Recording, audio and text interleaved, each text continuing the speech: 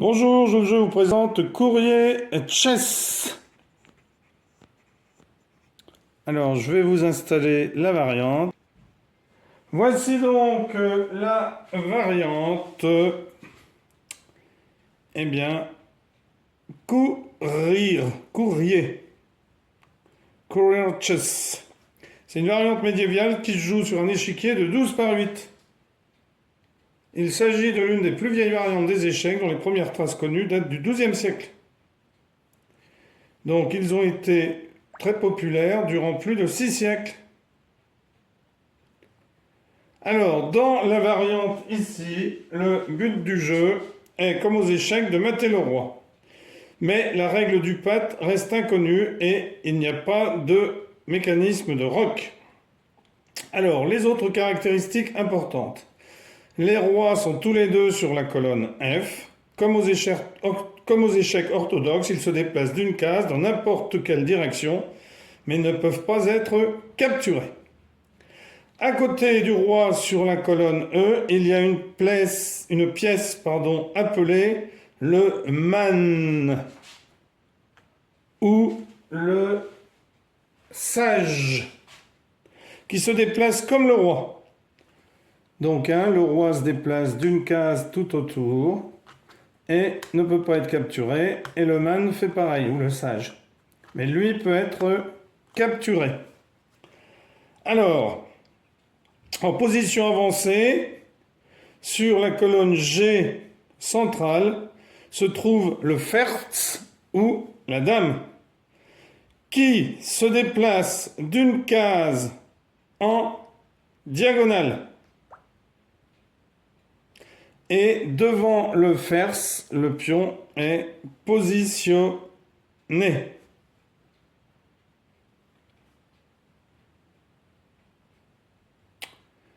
Donc une case en diagonale, donc ici, ici, alors ici, ici, mais comme il y a quelque chose, elle ne peut pas y aller. Alors je vous enverrai le lien et vous verrez que sur l'explication, en fait, il montre les cases orthogonales alors que dans l'explication, ils disent en diagonale. Alors je ne sais pas s'il y a possibilité ensuite de trouver un endroit où on peut faire une partie. Oui, normalement, donc je vais vérifier ça pour savoir comment se déplace le Ferz.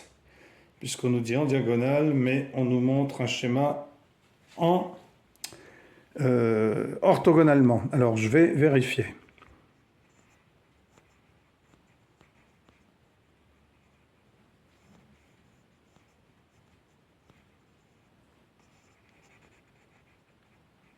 Donc il s'agit bien d'une case en diagonale, sachant que dans les versions modernes, eh bien, la reine se déplace comme une reine aux échecs orthodoxes, c'est-à-dire de toutes les cases, autant de cases qu'elle le veut, dans toutes les directions. Donc comme un fou, comme une tour.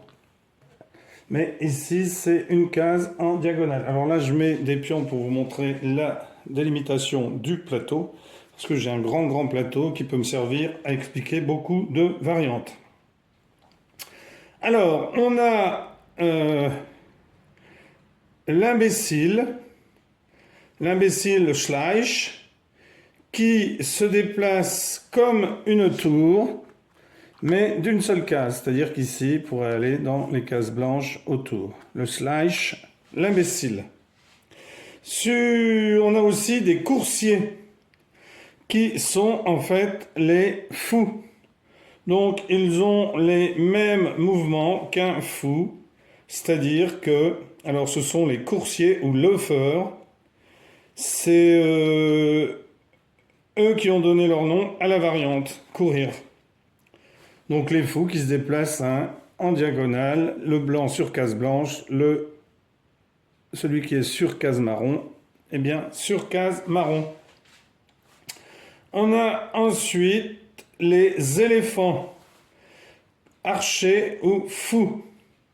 Alors, ils se déplacent en diagonale. Ils se déplacent en diagonale de deux cases. Donc ici, il pourrait venir ici, Mais bien sûr, il y a quelque chose donc il ne pourrait pas. Il pourrait venir aussi ici.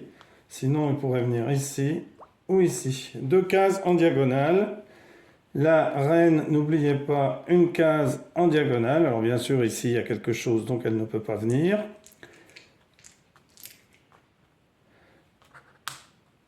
Et sinon, eh bien, les autres pièces se déplacent comme aux échecs orthodoxes que vous connaissez, c'est-à-dire la tour horizontalement ou verticalement d'autant de cases qu'elle veut.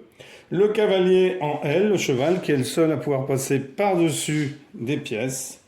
Et le pion qui avance d'une case ou 2 cases pour son premier mouvement et qui prend en diagonale. Mais attention, car les pions ici, dans cette version, n'avanceront pas de 2 cases, comme je viens de vous le dire. Ils n'avanceront que d'une case. Alors, lorsqu'un des pions atteint la dernière rangée du camp, il est promu en Ferz, c'est-à-dire en reine. Il ne peut pas choisir en quoi il va être promu, il est promu en reine, qui se déplace, je vous le rappelle, d'une case en diagonale. Voilà. Donc, elle a connu à partir du XVIIIe siècle de nombreuses tentatives de modernisation qui se poursuivent encore aujourd'hui. Voilà. Eh bien, écoutez, vous essayerez et vous me direz si cette version vous a plu. Et si vous y avez déjà joué, eh bien, n'hésitez pas à nous donner vos ressentis. Merci. Au revoir.